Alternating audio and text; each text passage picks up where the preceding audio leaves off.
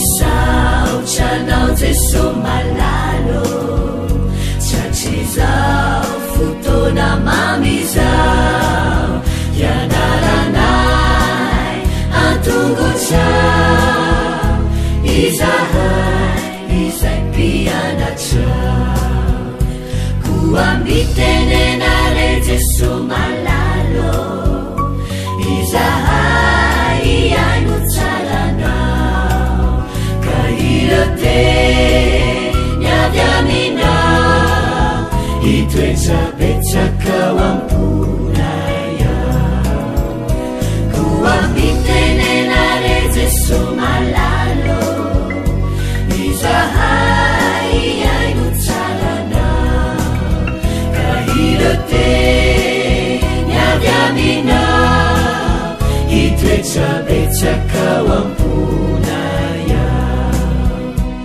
irote niavy aminao itoetsapetsakao amponaya.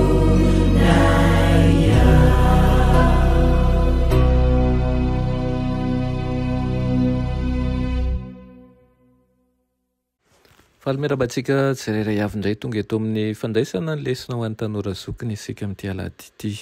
Saorana manokana ihany koa ianao izay manaraka tsy tapaka an'izao fandaran'izao dia mivavaka manao manokana mba hijeren'Andriamanitra manokana ny mahakasika ny fangatanao. Atsikivy isika satria Andriamanitra mamaly vavaka izy ary mamaly amin'ny fotoanany tokoa. Lohandirantsika ny amin'ny lesona ny hoe dia vavaka isika. Andriamanitra tompom-tianay fifaliana ho anay an-trano no mandray anao amin'ny toerana misy anay eto na isa-tokantrano izany. Mangataka aminao mba hanokatra amin'ny famapana anay. Andray ny teninao izahay dia okenao hiasa aminay. Aminaran'i Jesosy. Amen. Lohateny lesona antsika androany dia manao hoe miambina ny saina.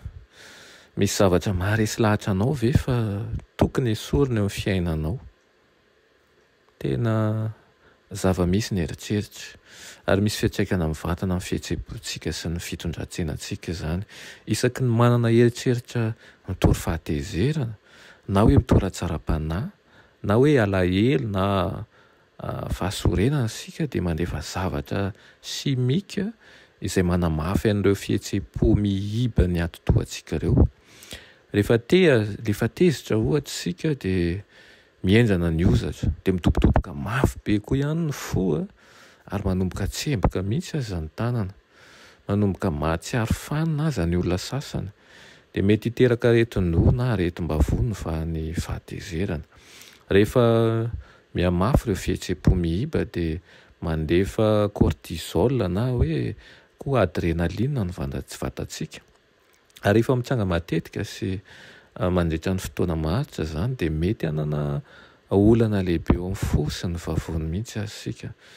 Miteraka vokatra manimba ny eritreritra izany ilay mihiba.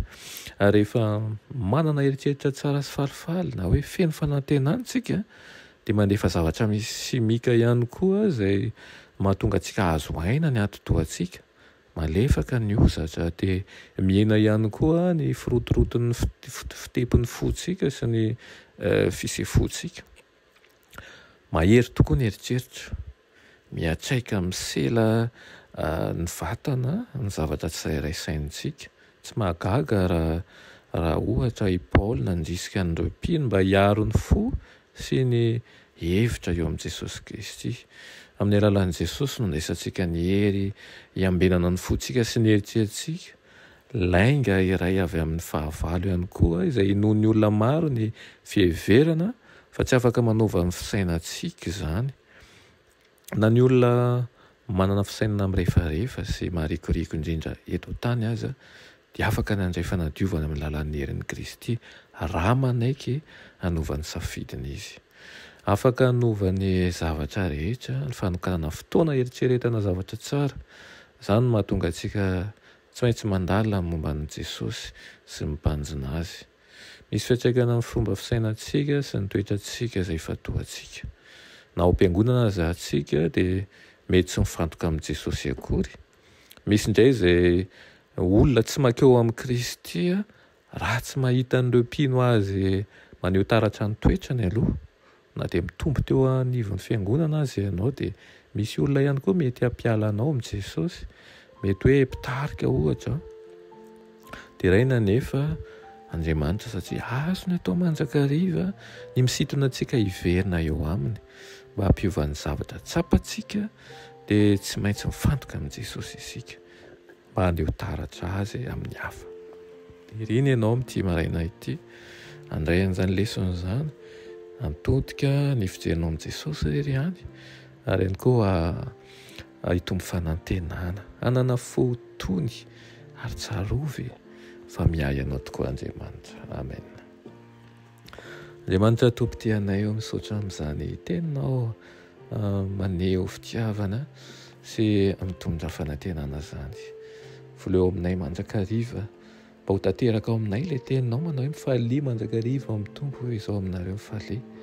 Ka hifaly amin'ny fanantenana izay hioby ianao amin'ny fihafaliana sy ny fihobiana amin'ny fotoana rehetra ho ankalazaina ny anaranao satria be voninahitra ianao ary efa nanome fanjesena ho anay tsirairay avy. Amin'ny anaran'i Jesosy. Amen.